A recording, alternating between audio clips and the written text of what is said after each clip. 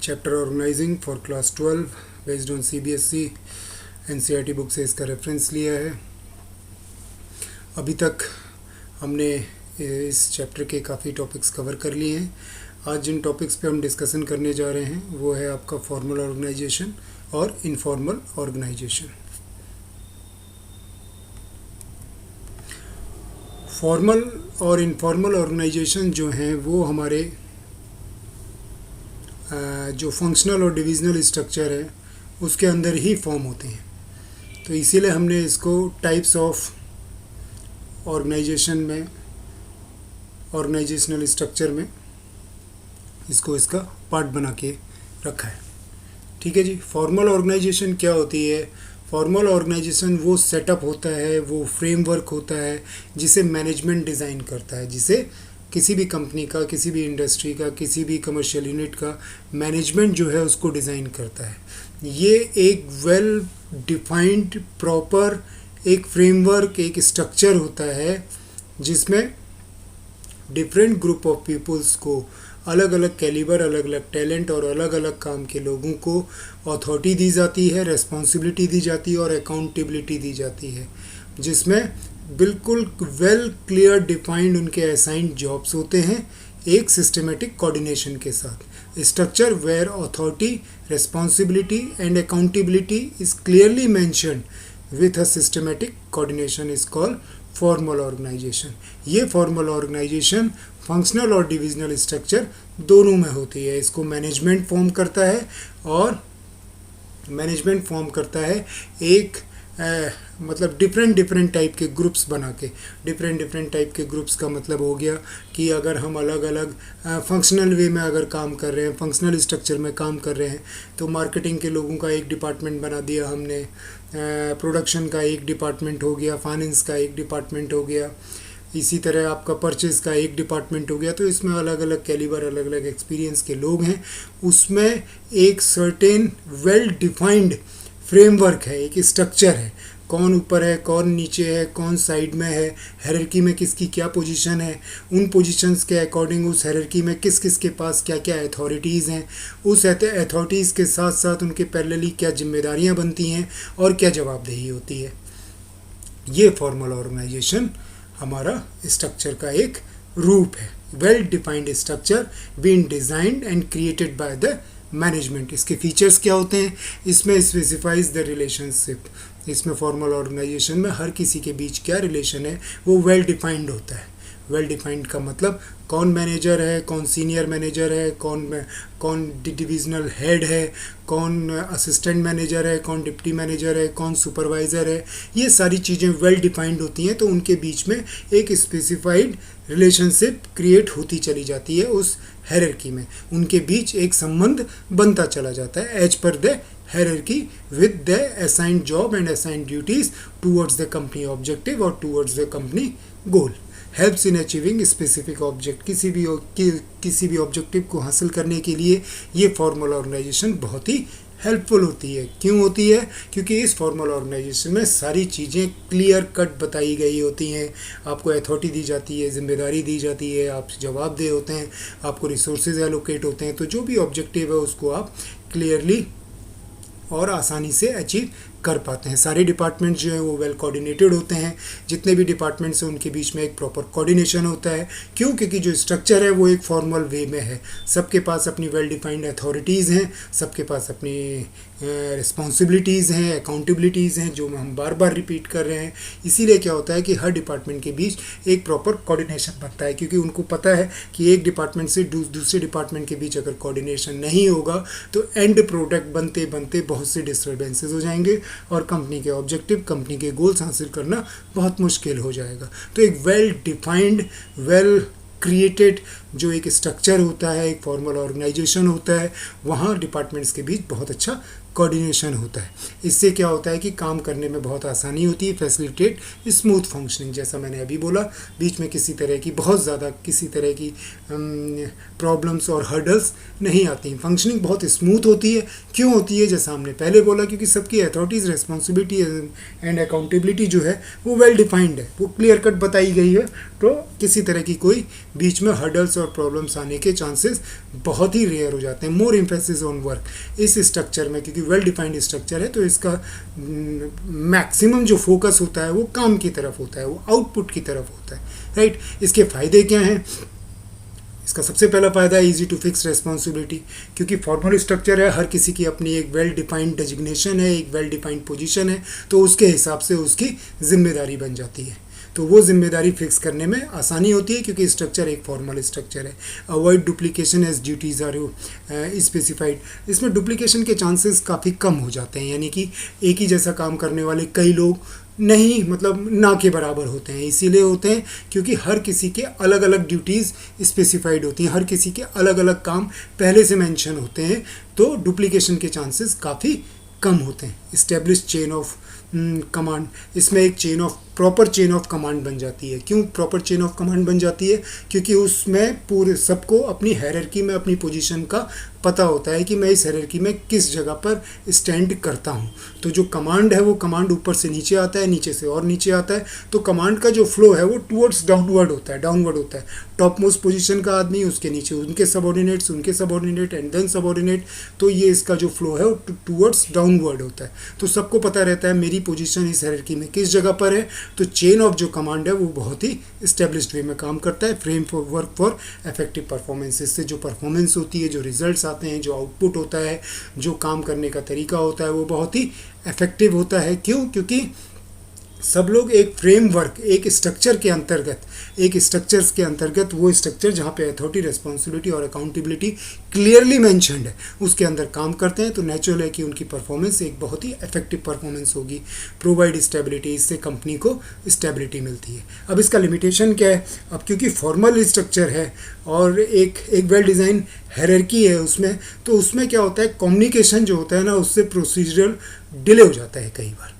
Formal communication का मतलब जो कम्युनिकेशन है, जो एक बात, एक इंस्ट्रक्शन ऊपर से नीचे तक पहुंचने में काफ़ी समय लग जाता है, या नीचे का फीडबैक ऊपर तक जाने में काफ़ी समय लग जाता है, क्योंकि जैसा हमने बोला कि इसमें एक well established chain of command होता है, तो it has to follow a proper route. अगर फीडबैक देना है तो नीचे से ऊपर की तरफ जा रहा है, अगर कमांड्स और इंस्ट्रक्शंस आ रहे हैं तो वो ऊपर से नीचे की तरफ आ रहे हैं। टॉप मोस्ट आदमी से नीचे तक कमांड पहुंचते पहुंचते as per hierarchy procedural delay, थोड़ी सी इसमें देर हो जाती है। Lack of innovation and creativity, क्योंकि हर किसी के काम करने का तरीका और हर किसी की assign duty already well defined है, तो वहाँ पर इनोवेशन और क्रिएटिविटी काफ़ी हद तक रिजिड हो जाती है, मतलब उसके मौके नहीं मिलते, उसके चांस नहीं होते आदमी को कि अपना इनोवेशन, कुछ इनोवेटिव आइडिया लगा सके या कुछ क्रिएटिव आइडिया से कुछ काम कर सके। क्यों? क्योंकि वो बधा हुआ है अपने फ्रेमवर्क, अपने स्ट्रक्चर से, अपनी असाइन ड्यूटीज़ से और अपनी असाइन रेस्पॉन्सिबिलिटी से। Rigid, lack of human relationship, क्यों? क्योंकि वो स्ट्रक्चर है और वेल डिफाइंड स्ट्रक्चर है, तो वहाँ पे ह्यूमन रिलेशनशिप्स के चांसेस और बहुत अच्छे रिलेशंस नहीं बन पाते। क्यों नहीं बन पाते? इसलिए नहीं बन पाते क्योंकि वहाँ पर हर आदमी अपनी हायरार्की में बधा हुआ है। जो मैनेजर है वो नीचे वाले को इंस्ट्रक्शंस दे रहा है, सबऑर्डिनेट अपने नीचे वाले को इंस्ट्रक्शंस दे रहा है, तो वहाँ पे रिलेशनशिप बहुत ही कम होते हैं। प्रोफेशनल रिलेशंस होते हैं, बट पर्सनल ह्यूमन रिलेशनशिप काफ़ी हद तक कम होती है। Focus on structure and work only, इसमें जो फोकस होता है, जो सारा ध्यान होता है इस ऑर्गेनाइजेशन का, फॉर्मल ऑर्गेनाइजेशन का, वो स्ट्रक्चर और काम की तरफ होता है। लेफ्ट राइट इधर उधर कुछ नहीं, आपको मतलब इस तरह के सोशल इश्यूज़ पे किसी तरह का बहुत ज़्यादा अटेंशन नहीं जाता। सारा का सारा ध्यान रहता है कि वो जो स्ट्रक्चर है वो वेल डिफाइंड हो, वो स्ट्रक्चर सही से काम करे, उस स्ट्रक्चर से सही कम्युनिकेशन और सही कमांड मिले, और हमारा आउटपुट, जो हमारा रिजल्ट है, वो हमारे कंपनी के ऑब्जेक्टिव को अचीव करने में हेल्पफुल हो। तो सारा का सारा फोकस किस में रहता है? स्ट्रक्चर और वर्क में। ये इसकी कुछ लिमिटेशंस हैं। अब अगर हम बात करें इनफॉर्मल ऑर्गेनाइजेशन की, इनफॉर्मल ऑर्गेनाइजेशन क्या है? Informal organisation it emerges from within the formal organisation. Formal organisation के अंदर ही ये आपका इनफॉर्मल ऑर्गेनाइजेशन बन जाती है। ये बनाई नहीं जाती, बन जाती है। There is a great difference between बन जाती है एंड बनाई जाती है। Formal organisation is created and implemented by management, लेकिन इनफॉर्मल ऑर्गेनाइजेशन जो है वो फॉर्मल ऑर्गेनाइजेशन के अंदर ऑटोमेटिकली बन जाती है। कैसे बन जाती है वो अभी हम नीचे पढ़ेंगे और नीचे समझने की कोशिश करेंगे। क्यों? क्योंकि इसमें नेटवर्क होता है सोशल रिलेशनशिप अमंग जो एम्प्लॉयज़ हैं, जो वहाँ पे एम्प्लॉयज़ काम कर रहे हैं, उनके बीच में जो सोशल रिलेशनशिप है, उस सोशल रिलेशनशिप की वजह से इनमें कुछ इनफॉर्मल ऑर्गेनाइजेशन बन जाती है, कुछ इनफॉर्मल ग्रुप्स बन जाते हैं। फॉर एग्जांपल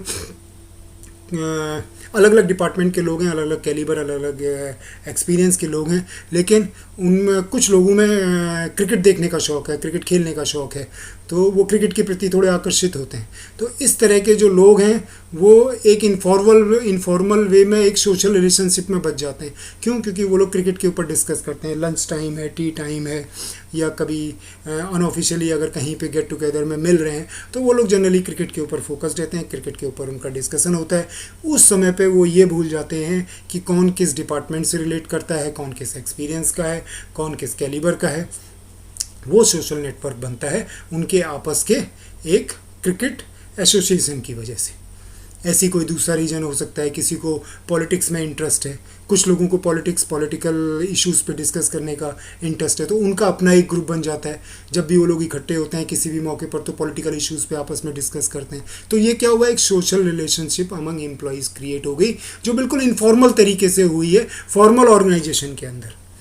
फॉर्मल ऑर्गेनाइजेशन बोले तो आपका डिविजनल एंड फंक्शनल स्ट्रक्चर के अंदर जो फॉर्मल ऑर्गेनाइजेशन काम करती है, उसी के अंदर network of social relationship among the employees बन जाती है, जिसको हम इनफॉर्मल ऑर्गेनाइजेशन कहते हैं। इसके फीचर्स क्या होते हैं? It is result of personal interaction. ये कैसे बनती है? एक दूसरे के पर्सनल इंटरेक्शन की वजह से। एक दूसरे से जब आदमी पर्सनली मिलता है, उनकी हॉबीज़, उनके शौक़, उनके सोशल इश्यूज़ पे बात करता है, तो उस इंटरेक्शन की वजह से ये फॉर्मेशन हो जाती है। Standards are group based. इनके जो स्टैंडर्ड्स होते हैं वो ग्रुप बेस्ड होते हैं। इनके जो स्टैंडर्ड्स क्रिएट होते हैं वो ग्रुप बेस्ड होते हैं। मतलब कि इस ग्रुप को क्रिकेट का शौक़ है, ये पूरा ग्रुप जो फॉर्म हुआ है, जो इनफॉर्मल ऑर्गेनाइजेशन, इनफॉर्मल नेटवर्क, एक इनफॉर्मल स्ट्रक्चर जो क्रिएट हुआ है, वो इसलिए हुआ है क्योंकि इस ग्रुप के सभी लोगों को क्रिकेट का शौक़ है।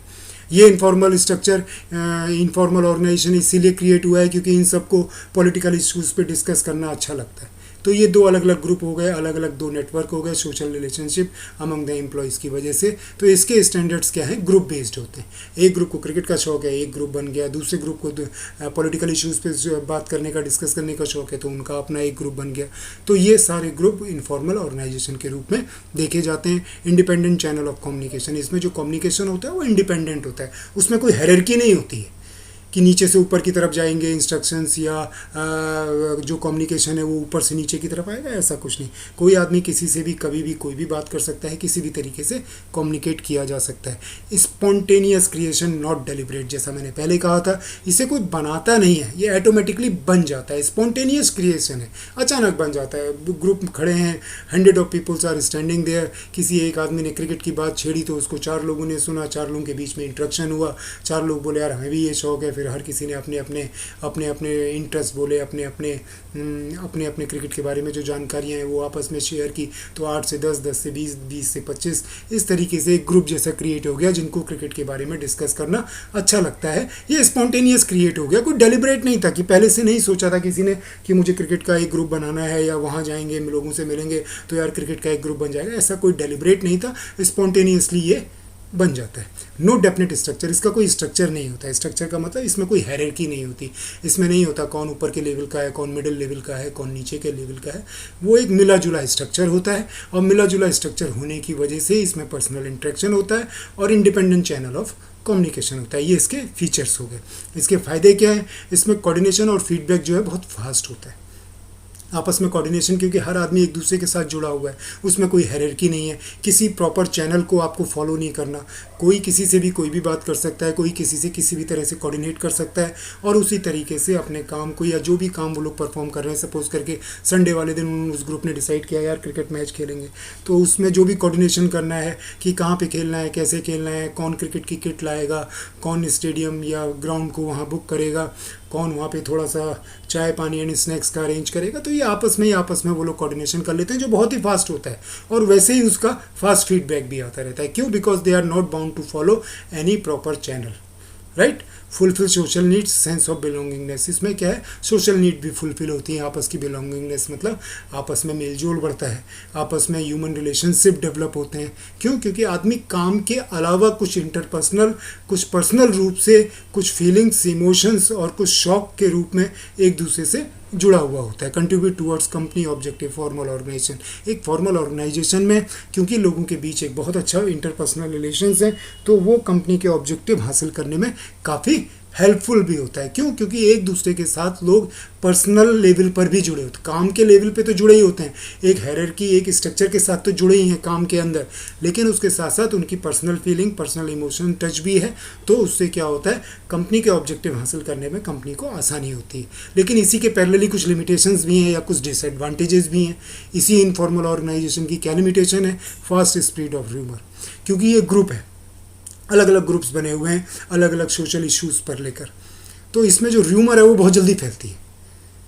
र्यूमर मतलब कोई भी एक बात उड़ी और वो अचानक फैलती चली गई, फैलती चली गई, फैलती चली गई, उसमें कितनी सच्चाई है कितनी सच्चाई नहीं है, नोबडी बॉदर्स, बहुत जल्दी फैलता है। क्यों? क्योंकि इस ग्रुप में जैसा हमने पहले ही पढ़ा कि इसमें कोई भी चैनल ऑफ कम्युनिकेशन नहीं होता है, इंडिपेंडेंट चैनल होता है।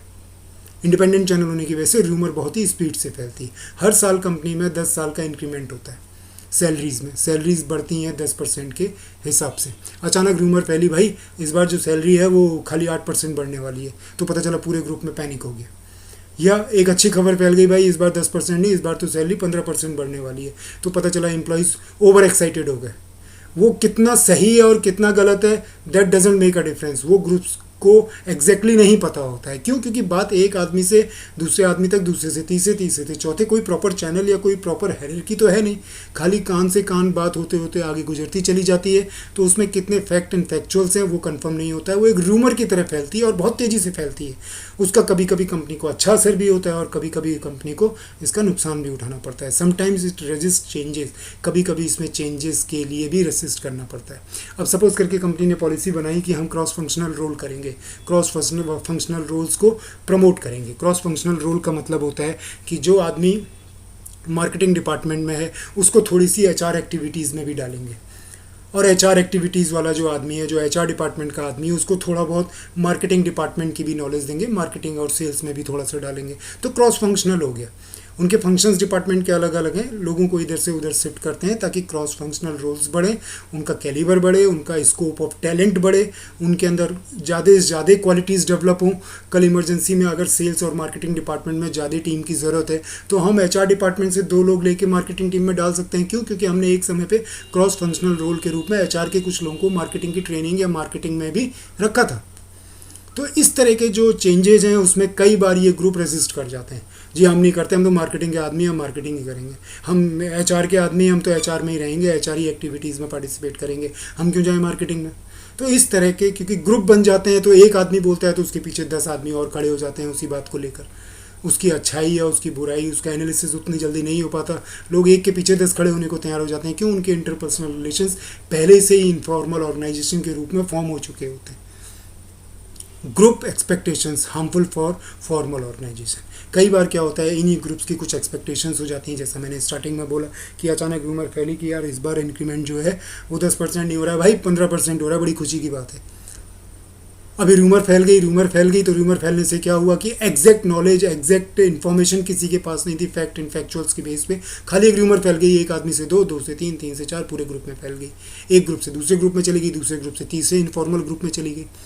तो इससे क्या हुआ कि अब जब इंक्रीमेंट, एनुअल इंक्रीमेंट सैलरी का डिक्लेयर हुआ तो वो 10% का ही हुआ, तो क्या हुआ, उनकी जो एक्सपेक्टेशंस हैं एम्प्लॉयज़ की वो मतलब थोड़ी सी टूट गई, क्योंकि उनने तो सोचा था इस बार शायद 15% हो जाएगा, हमने तो भाई 15% सुना था, इंक्रीमेंट 10% हुआ। तो इसमें क्या होता है कि उनका लेवल ऑफ मोटिवेशन गिर जाता है। लेवल ऑफ मोटिवेशन गिर जाता है तो वो कंपनी का जो ऑब्जेक्टिव है, जो कंपनी के गोल्स हैं, उनको हासिल करने में बहुत मुश्किल होती है, क्योंकि आदमी उतने मन से काम नहीं कर पाता है। क्यों? क्योंकि उसका लेवल ऑफ मोटिवेशन गिर गया, उसका फोकस जो था वो काम से हट गया, उसका सारा दिमाग इसी पे जा रहा है, या 10% का इंक्रीमेंट आया, 10% का इंक्रीमेंट आया, जबकि हमने तो सुना था 15% आने वाला है। तो ये ग्रुप की जो एक्सपेक्टेशंस हैं वो कभी कभी फॉर्मल ऑर्गेनाइजेशन के लिए हार्मफुल क्रिएट हो जाती है। तो ये हमारा इनफॉर्मल ऑर्गेनाइजेशन हो गया। अगर आपको ये वीडियो अच्छा लगा है तो प्लीज़ इसको लाइक कीजिए, इसको शेयर कीजिए और इसको सब्सक्राइब ज़रूर कीजिए, ताकि जो भी हमारे अपकमिंग वीडियोज़ हैं उसकी टाइम टू टाइम आपको इन्फॉर्मेशन, उसकी खबर आपको मिलती रहे। और please keep writing to us, हमें अपना फीडबैक ज़रूर दीजिए।